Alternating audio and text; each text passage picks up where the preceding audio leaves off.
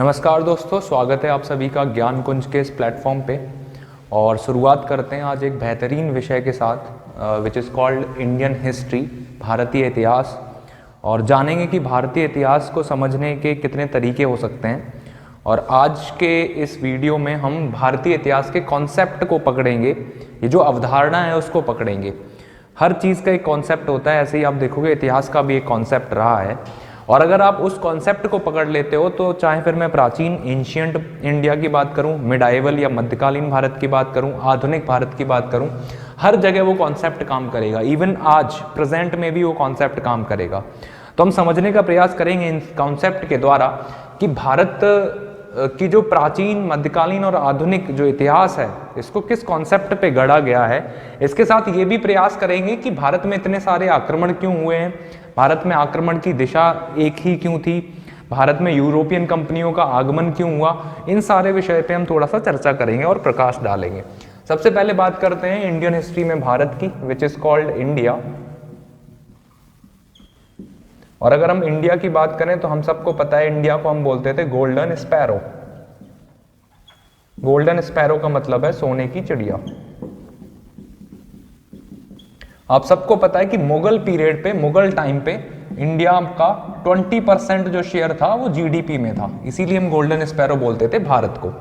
अब golden sparrow बोलने के पीछे तीन बड़े कारण दिए गए हैं, तीन बड़े तर्क हैं। पहला कारण है कि भारत का जो नेचुरल रिसोर्स था, भारत का जो प्राकृतिक संसाधन था, यह इसको क्या बनाता है, सोने की चिड़िया बनाने में एक प्रमुख तत्व के रूप में उभरा प्राकृतिक संसाधन, नेचुरल रिसोर्स। आप देखोगे अगर मैं भारत की बात करूं तो भारत की वनस्पतियां, भारत की बात करूं तो भारत में गंगा यमुना का मैदान, और गंगा यमुना का मैदान इतना फर्टाइल है कि आप अगर लोहा डालोगे और AK-47 निकाल लो, आप देख लो इतना फर्टिलिटी है भारत में गंगा यमुना के मैदान में। आप देखोगे कृष्णा कावेरी का मैदान। तो ये सारा जो प्राकृतिक संसाधन है, पहला फैक्टर हुआ है कि सोने की चिड़िया क्यों, तो नेचुरल रिसोर्स। दूसरा सबसे इंपॉर्टेंट जो फैक्टर है वो है भारत का मानसून। मानसून, अब मानसून ने क्या किया है भारत के साथ, ईस्ट और वेस्ट, अगर मैं वेस्ट की बात करूं और मैं अगर ईस्ट की बात करूं, और ईस्ट और वेस्ट के बीच में है भारत, तो पहले जो व्यापार होता था वेस्ट से ईस्ट के लिए, तो ये कोस्टल व्यापार होता था। ऐसे ऐसे इंसानी ताकत से व्यापार किया जाता था, क्योंकि साइंस एंड टेक्नोलॉजी उतनी इंप्रूवमेंट नहीं हुई थी उसमें। तो जो मानसून की जब खोज हुई 45 AD में, उसके बाद ये पता चला कि यहां से कुछ व्यापारिक पवनें चलती हैं जो भारत की तरफ जाती हैं, और कुछ समय के बाद भारत से लौटता हुआ मानसून भी आता है और ये पवनें फिर इधर जाती हैं। इसका फायदा यूरोपियों ने उठाया, और यूरोपियों ने क्या किया, ये इस मानसून के साथ क्या होने लग गया, ये व्यापार इधर भारतीय तटों पे आ गया, और लौटते हुए मानसून के साथ ये हुआ कि ये व्यापारी लोग अपने घरों को वापस चले गए। तो इस चीज ने, इस मानसून ने भारत को बना दिया हृदय स्थल, व्यापारिक केंद्र का। तो व्यापारिक केंद्र का हृदय स्थल बनता है भारत मानसून के द्वारा। तीसरा जो इंपॉर्टेंट फैक्टर रहा सोने की चिड़िया बनने का, वो रहा भारत का हथकरघा उद्योग। हथकरघा उद्योग की अगर हम बात करें, हैंडक्राफ्ट इंडस्ट्री, हैंडक्राफ्ट इंडस्ट्री, आपने सुना होगा बनारस की साड़ियां, मैसूर की साड़ियां, चंदेरी की साड़ियां, तो जितना भी हाथ से जो काम होता था, कढ़ाई बुनाई, ये सारी, इसमें भारतीय जो कला थी वो बड़ी अव्वल थी। तो इन तीन चीजों ने क्या किया भारत में, भारत को सोने की चिड़िया बना दिया। अब एक बहुत इंपॉर्टेंट यहां से रूल समझ में आता है कि जब भी आपके पास बहुत सारी समृद्धि होगी, जब भी आप बहुत शक्तिशाली होगे, तो तब आपको क्या करना पड़ेगा, पावरफुल होना पड़ेगा। Prosperity can not survive with weakness, कभी भी समृद्धि और कमजोरी एक साथ नहीं रह सकते। मैं एक एग्जांपल के तौर पे आपको समझाता हूं। मान लिया आप 20 किलो गोल्ड सोना पहन के और साइकिल से जा रहे हैं, तो ना तो आप रहेंगे ना ही आपका सोना रहेगा। इट मीन्स कि आप अगर 20 किलो सोना पहन के जा रहे हो तो आप कार में ही बैठ के जाओगे। तो प्रॉस्पेरिटी हमेशा समृद्धि के साथ रहेगी।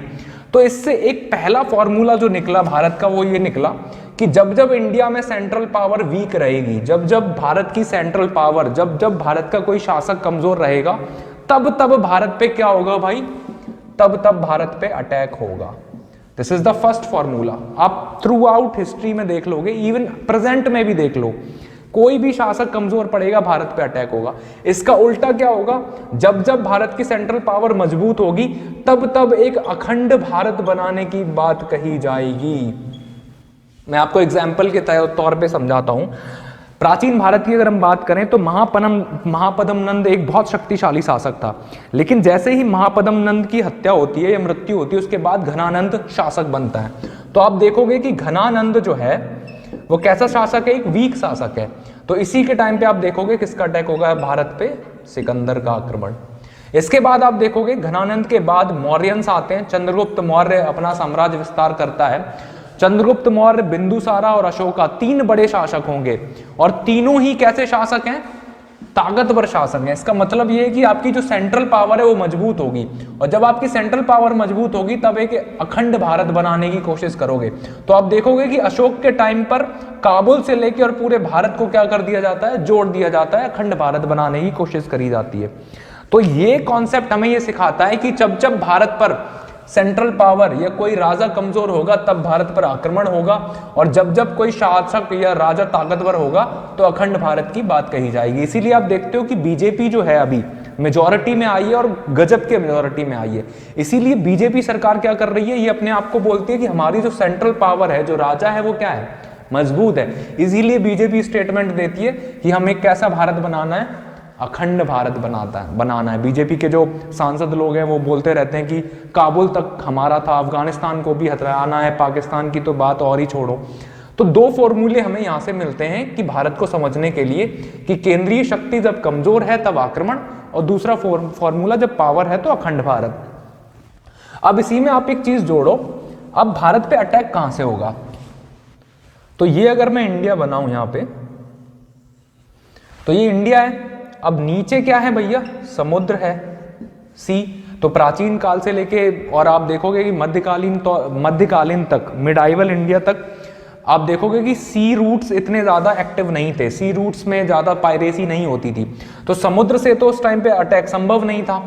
उत्तर में आप देखोगे कौन है, तो उत्तर में आपको मिलेगा हिमालय, उत्तर में रखवाली करता पर्वतराज विराट है। तो किसी की औकात नहीं है कि हिमालय को पार करके भारत पे अटैक किया जा सके, तो उत्तर में हमारी रखवाली कर ली हिमालय ने और नीचे से समुद्र ने।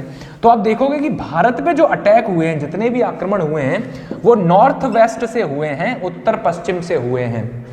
कितना भी सिकंदर की बात करें हम, यूनानियों की बात करें हम, मुसलमानों की बात करें, मोहम्मद बिन कासिम 712 बीसी में 712 एडी में इसी रूट के थ्रू आया था, ठीक है। तो आप देखोगे वर्तमान अगर मैं बोलूं प्रेजेंट, तो कोई भी शासक यहां पे जब बैठता था, चाहे मैं अलाउद्दीन खिलजी की बात करूं, अलाउद्दीन खिलजी के टाइम पे आप देखोगे नॉर्थ वेस्ट फ्रंटियर सबसे ज्यादा मजबूत था। अकबर के टाइम पे भी सबसे ज्यादा सेना यहीं पे लगाई जाती थी। अगर मैं वर्तमान की बात करूं तो वर्तमान में भी हमारे यहाँ कहां से अटैक होता है, तो आप बोलोगे नॉर्थ वेस्ट फ्रंटियर, यहीं पे तो पाकिस्तान है। और आज भी भारत की सबसे ज्यादा सीमा सैनिक कहां पे तैनात हैं, तो आप बोलोगे जम्मू एंड कश्मीर में। तो इतिहास आपको ये समझाता है कि प्राचीन काल में जो जो चीजें हुई हैं, वो जो कॉन्सेप्ट हैं वो हमेशा सेम रहेंगे, बस कुछ चीजें उसमें बदल जाती हैं। तो 3 चीजें हमने यहां से सीखी है, सेंट्रल पावर कमजोर तब भारत पर अटैक, सेंट्रल पावर मजबूत तो अखंड भारत की बात, और भारत पे हमेशा जो अटैक होगा वो कहां से होगा, नॉर्थ वेस्ट फ्रंटियर से। ठीक है भाई, आगे बढ़ते हैं, हम इस कॉन्सेप्ट को आगे बढ़ाते हैं।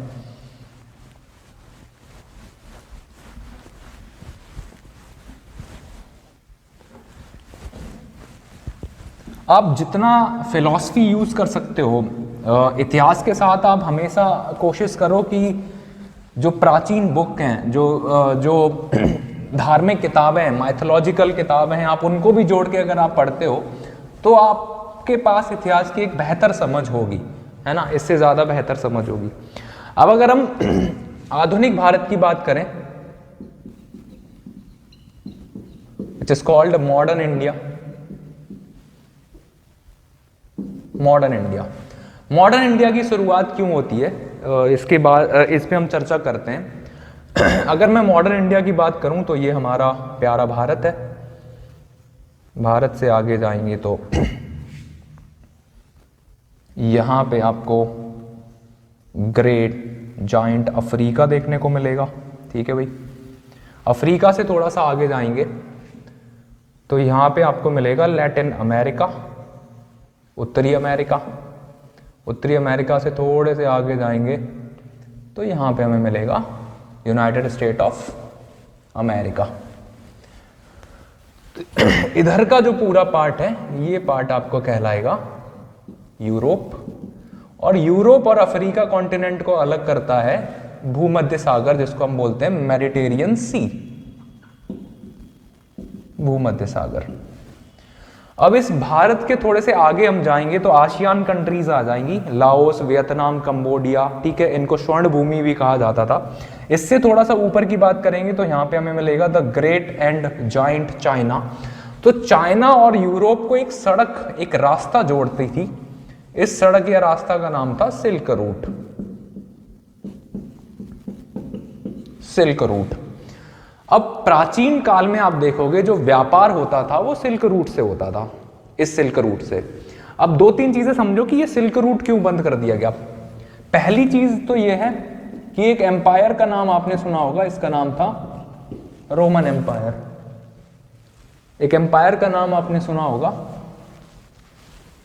इसका नाम था रोमन एम्पायर।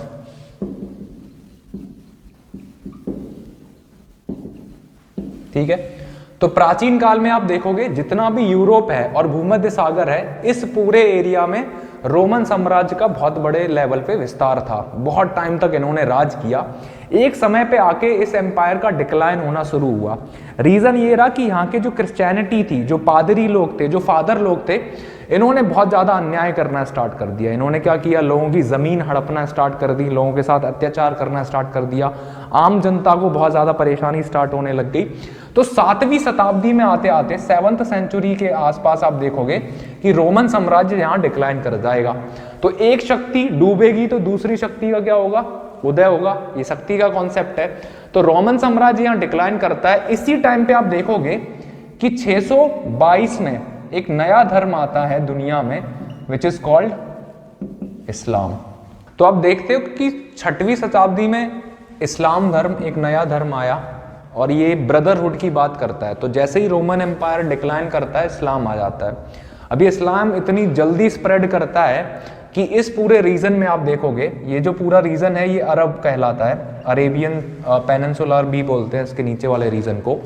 तो यहाँ पे आप देखोगे ये जो इस्लाम है, इस्लाम बर्थ करता है और ये इस्लाम बड़े तेजी के साथ क्या होता है, ये फैलने लगता है। ये कॉन्सेप्ट ऐसे समझो, भारत में आपने देखा होगा वैदिक एज, है ना। जब आपने वैदिक एज पढ़ा होगा तो वैदिक के बाद आपने लेटर वैदिक एज पढ़ा होगा, और लेटर वैदिक के लेटर वैदिक जो एज है, उत्तर वैदिक काल आते आते आप देखते हो कि ब्राह्मणिज्म क्या हो जाता है, बहुत बढ़ जाता है ना भाई, ब्राह्मणवाद।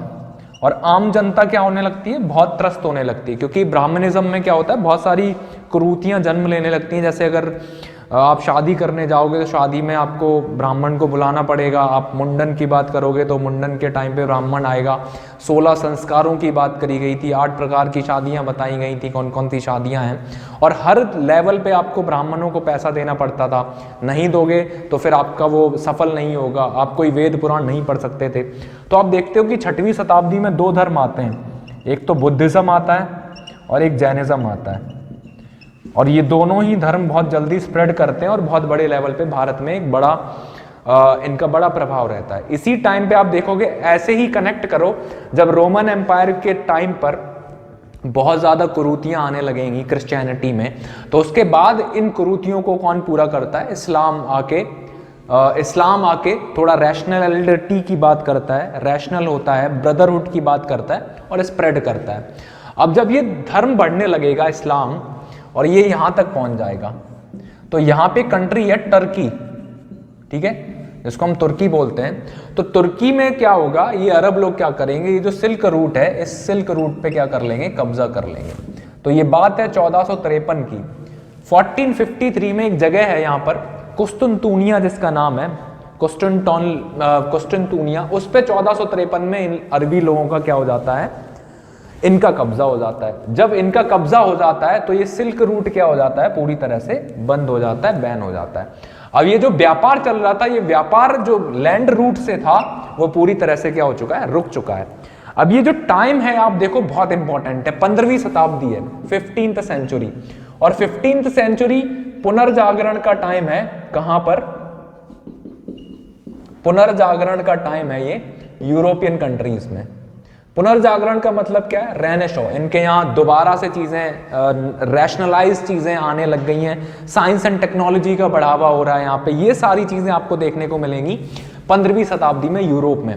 तो यूरोप में रेनेसा आ गया, पुनर्जागरण का काल है। यहाँ पे लोगों ने साइंस टेक्नोलॉजी बुक्स पढ़ना स्टार्ट किया, बुक्स लिखनी स्टार्ट हो गई हैं, कई बड़े बड़े लोग यहाँ से निकल के आए हैं।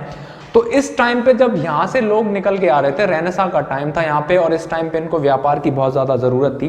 तो दो कंट्री में बोलूंगा जो बड़े लेवल पे जिन्होंने काम किया, एक तो पोर्चुगाल और एक स्पेन। ठीक है, पुर्तगालियों की तरफ से एक व्यक्ति निकल के जाता है जिसका नाम है वास्को डी गामा, और स्पेन की तरफ से एक व्यक्ति निकल के जाता है जिसका नाम है कोलंबस। और ये बोलते हैं कि चलो अब समुद्री मार्गों के द्वारा खोज करी जाए भारत से व्यापार करने की। और यहां से होड़ लगती है 15वीं शताब्दी में समुद्री मार्गों की खोजने की होड़। ठीक है भाई, अब समुद्री मार्गों की जो होड़ लगी है, कोलंबस इसमें क्या करता है? कोलंबस आप सबको पता है कि 15वीं शताब्दी आते आते पता चल गया था कि पृथ्वी गोल है और पृथ्वी सूर्य के चारों तरफ क्या लगा रही है? परिक्रमण कर रही है। ठीक है भाई, तो जब ये बात पता चली कि पृथ्वी गोल है, तो कोलंबस को लगा कि मैं अगर इस पॉइंट से ऐसे ऐसे जाऊंगा, और अगर हम पृथ्वी को गोल माने तो इधर आके वो इंडिया की खोज क्या कर लेगा? आराम से कर लेगा। तो कोलंबस भैया इधर से निकल चले और ये ऐसे ऐसे करके यहाँ पहुंच गए। इनको लगा बड़ा जल्दी इंडिया आ गया। फिर इन्होंने देखा कि यहाँ पे तो कोई रहता ही नहीं है, और फिर इन्होंने 1492 में ये जो जगह खोज करी, यही जगह कहलाई नई दुनिया। इट मीन्स न्यू वर्ल्ड, और बाद में इसी को बोला गया अमेरिका।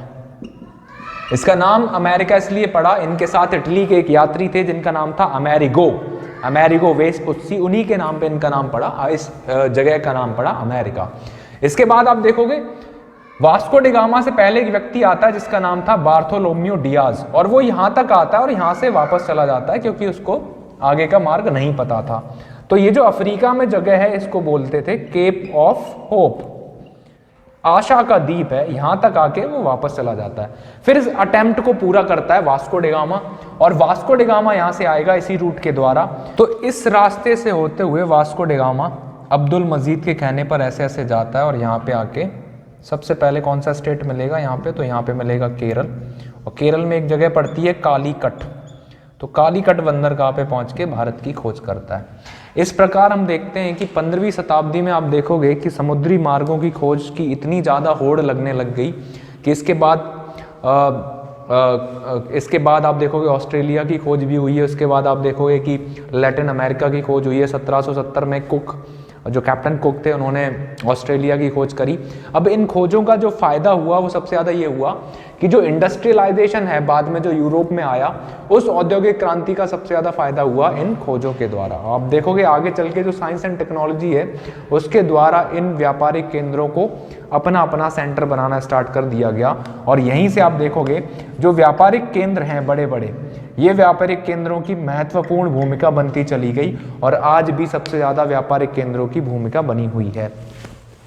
तो ये एक हमने एक बेसिक समझ डेवलप करी है कि इतिहास को कैसे पढ़ते हैं और इतिहास को कैसे समझना है, कि किस प्रकार ये चीज़ें विकसित हुई हैं। आगे के लेक्चर्स में मैं आपको और भी चीज़ें बताता रहूँगा गहराई के साथ कि इतिहास को किस समझ के साथ विकसित करना है। और आप कुछ समय तक अगर जुड़े रहते हैं हमारे साथ, मैं अलग अलग लेवल पे अलग अलग चीज़ों के वीडियो उपलब्ध कराता रहूँगा, तो आप एक बेहतर समझ के साथ, हर विषय की एक बेहतर समझ के साथ आप उसके ग्राउंड लेवल पे काम करना सीखेंगे, और कुछ समय के बाद ही आप देखेंगे कि आपको किसी भी शिक्षक की ज़रूरत नहीं पड़ेगी, आप अपने आप ये सारी चीज़ें समझना विकसित कर देंगे। ठीक है, तो बाकी अपना ख्याल रखें, स्वस्थ रहें, सुरक्षित रहें, बने रहें इस YouTube चैनल के साथ और मेरे साथ। थैंक यू, धन्यवाद।